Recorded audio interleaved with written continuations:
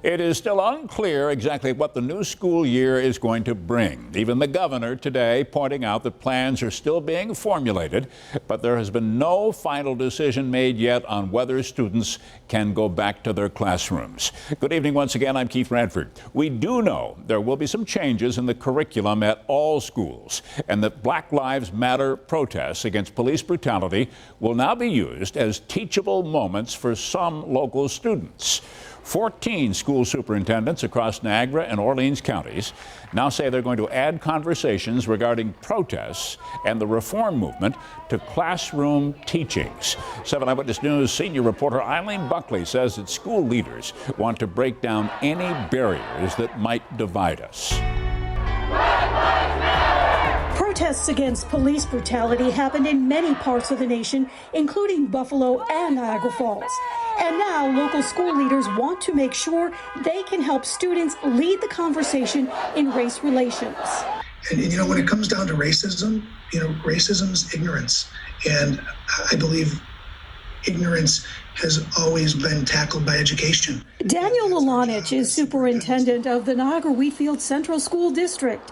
He is among 14 superintendents from Niagara and Orleans counties working collectively to create conversations for students about racism. We, in our district, we're actually looking at starting a committee on equity, and that will be equity both for with regard to race, the digital divide, poverty in education. One of the worst things that we could do is not continue this conversation in a spirited, fair, open, lively way. The Niagara Falls City School Superintendent says it's critical to have these conversations with students now.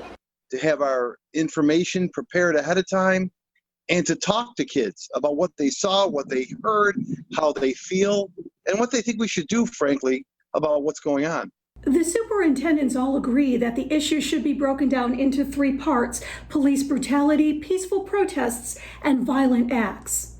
Peaceful protest is what we want to help teach our children. We don't want anybody ever hurt. Some of the Buffalo protests were marred by violent acts, but in the city of Niagara Falls, protests remained peaceful.